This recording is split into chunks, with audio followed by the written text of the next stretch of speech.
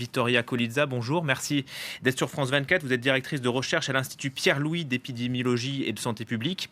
Et vous dirigez une unité INSERM qui est spécialisée dans la modélisation des épidémies. Pour simplifier, en fait, vous tentez d'évaluer les risques et notamment les risques de vulnérabilité pour l'Afrique, car c'est un continent vulnérable.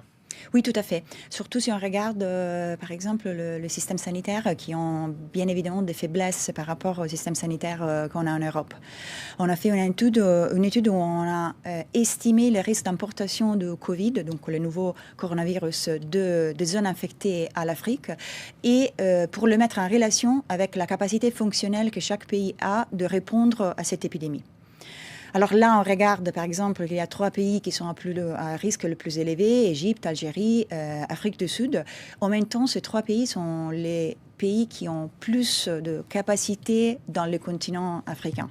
Mais bien évidemment, il y a d'autres pays qui sont à risque modéré d'importation et qui, par contre, vont avoir beaucoup plus de limitations. Alors, vous parlez donc de ces 3 pays, l'Égypte, l'Algérie. C'est là où certains cas, peu de cas finalement, ont été détectés. Pourquoi ce nombre si faible de malades en Afrique ? Alors, il pourrait y avoir plusieurs raisons. Déjà, il pourrait y avoir un délai dans l'entrée, par exemple, dans certains cas, jusqu'au moment de la détection et confirmation. Après, il faut se rappeler quand même qu'il peut y avoir des cas qui sont échappés et donc qu'il échappe le système de surveillance active. Avec des modèles statistiques, on a estimé que, par exemple, que parmi 10 personnes, 10 cas importés dans un pays, 6 peuvent passer sous les radars. Donc, c'est une grosse majorité des cas qui peuvent ne pas être détectés. Ça veut dire qu'il n'y a pas beaucoup de laboratoires qui sont capables de détecter le coronavirus en Afrique. Il y en a un au Sénégal, par exemple ? Il s'agit vraiment tout au début de la possibilité d'identifier ces cas. Il peut y avoir des cas qui n'ont pas des symptômes, ou des cas qui ont des symptômes faibles, et donc ils ne se présentent pas vers l'assistance médicale. Alors là, on ne les voit pas. C'est les cas, par exemple, dont on a parlé, qui est décédé en France. Là aussi, on ne connaît pas l'infection, d'où il vient.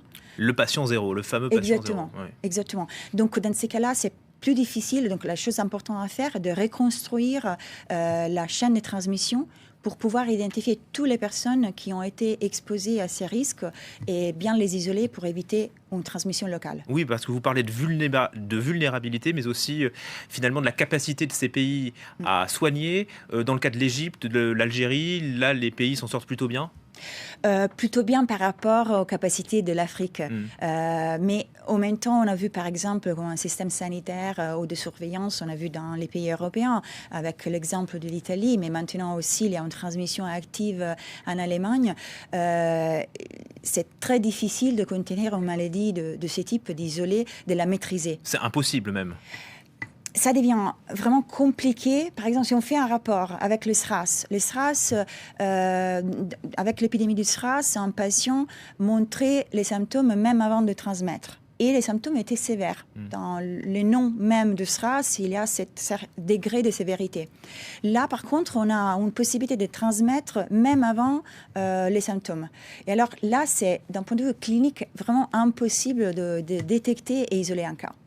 Est-ce qu'il y a des pays, pour revenir à l'Afrique, qui vous inquiètent principalement ? Là, vous parliez du Maghreb, de l'Algérie, de l'Égypte. Est-ce qu'il y a d'autres pays, notamment en Afrique noire, qui vous inquiètent compte tenu des structures médicales et sanitaires ? Oui, parce qu'il s'agit de structures qui sont limitées d'un point de vue de ressources, donc pas seulement équipement, mais aussi de personnel qui puisse être bien formé pour répondre à cette infection. Alors, il y a des pays qui ont fait face déjà à l'épidémie d'Ebola. Là, par exemple, ces pays, on peut mettre en place déjà des ressources, de la surveillance active, comme par exemple le screening de la température à l'aéroport. Mais par contre, la formation autour d'une transmission différente, Ebola par rapport à une infection respiratoire, nous indique qu'il faut vraiment investir pour renforcer ces systèmes. Et justement, depuis cette crise, depuis Ebola, qui a touché beaucoup de pays, le Libéria, la République démocratique du Congo notamment, est-ce qu'il y a eu des mesures de surveillance renforcées dans ces pays ?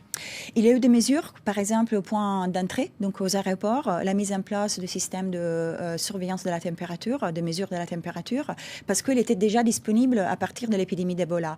Mais en même temps, les choses qui manquent vraiment, c'est plutôt le personnel. Une fois qu'on fait personnel qualifié. Oui, une fois qu'on fait une investigation épidémiologique autour d'un cas comme on fait maintenant en France, ça demande beaucoup de personnel pour pouvoir suivre tous les cas suspects et aussi les contacts qu'ils ont pu avoir dans un temps de 14 jours. Et alors, s'il y a quelqu'un qui est très actif d'un point de vue social, alors là, ça devient beaucoup plus compliqué parce qu'il peut avoir établi beaucoup de contacts. Quel est le but de votre travail sur votre rapport sur l'Afrique? Attirer l'attention aussi des pays riches sur un danger potentiel? Oui, les premiers buts étaient vraiment d'identifier les régions et les pays où il faudrait prioriser les ressources et le renforcement des systèmes sanitaires dans un temps qui est très court parce qu'on a vu que l'épidémie évolue de façon très rapide. En même temps aussi de donner un peu d'attention, spotlight sur ces problèmes pour que toute la collaboration internationale puisse vraiment mettre en place une préparation plus globale. Est-ce qu'il y a des espoirs de traitement aujourd'hui ou est-ce que c'est trop tôt? Alors c'est tôt, on n'a pas un traitement spécifique. Il y a des traitements qui ont été utilisés, traitements qui sont utilisés pour le VIH ou pour Ebola. Dans certains cas, ils ont marché, mais on n'a pas un traitement spécifique. Les développements d'un vaccin est déjà parti, mais ça pourrait prendre beaucoup de temps, même voire un an et demi jusqu'au moment de l'administration.